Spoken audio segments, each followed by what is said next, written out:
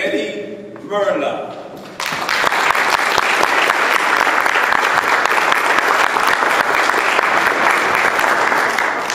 Fear of grammarians. Fear of grammarians. Eddie Merla.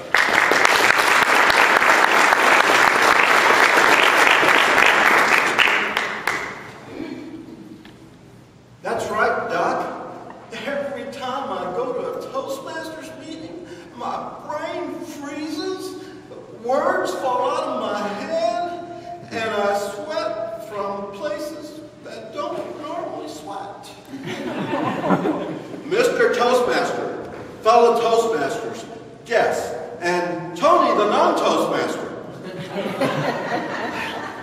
After I spent an hour crying like a baby, my therapist confirmed it. I officially suffer from fear of grammarians. Now, I'm not talking about fake grammarians. Fake grammarians don't scare me. A fake grammarian is someone who strolls into the meeting, discovers that he's the grammarian, and proceeds to do a job he can't do at all. I like fake grammarians. They're so adorable. They spend so much time trying to find anything that might lead to something that they almost always catch nothing. A fake grammarian's report sounds like this. Mr. Toastmaster, we had a wonderful meeting. I didn't catch any grammatical errors. Of course not. Fake grammarians never catch grammatical errors. Not catching grammatical errors is what they do best. A true grammarian, on the other hand, strikes fear in my heart. A true grammarian is the scourge of the Toastmasters meeting. That nefarious demon that every Toastmaster must face on the road to perfection. A true grammarian can take your masterpiece of your speech, the fruit of your labors, the temple of your blood, sweat, and tears, and demolish it. Comment by crushing comment until all that you have left is a smoldering heap of words and a title begging for mercy. Help!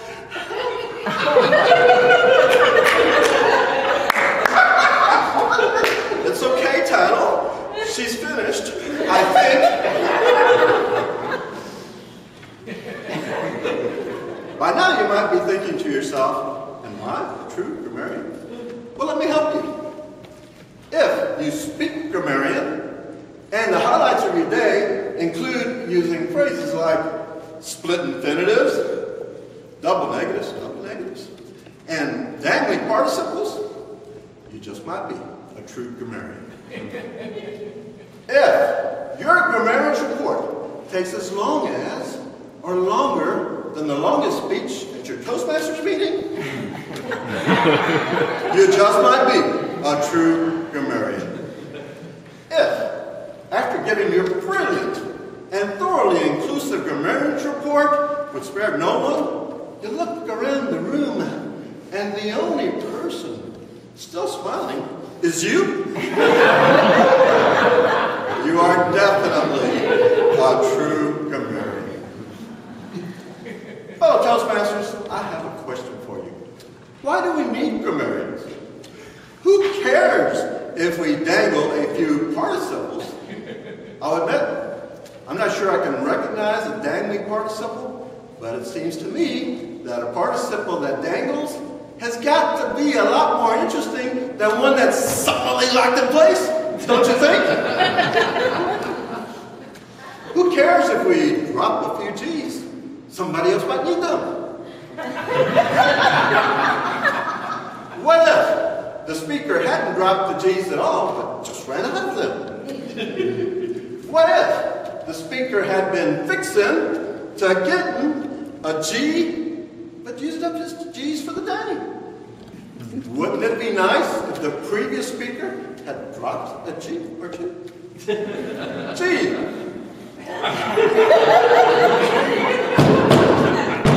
And who cares about split infinitives? We should encourage Toastmasters to boldly go few Toastmasters have gone before.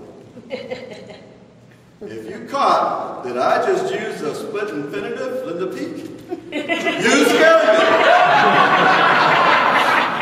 If you didn't, you will make a fine fake grammarian. Why is it that a true grammarian always selects a word of the day that I will never be able to pronounce properly, that I can never use in a conversation with a normal human being, and that will remain stuck in my head for years, if not for decades? Take the word callipygian. Never heard of it? I hadn't either. Until a demented grammarian with a hangover decided to use it as the word of the day. Callipygian means having a shapely butt. What? In a Toastmasters meeting? Now, I don't know about you, but if I were ever in a situation that might even remotely call for that word, callipygian is probably the last word I never used. But, no pun intended, for someone, somewhere, sometime, it just might be the right word. Pink grammarians, on the other hand, they're so adorable. They avoid those multi-syllable words and go for the easy layups. Faith, hope, love. I have two theories why they avoid the big words. Theory one, they don't know any big words. Theory two, they just might suffer from a condition called hippopotamonstrosis quipedaliophobia, which means having a fear of long words.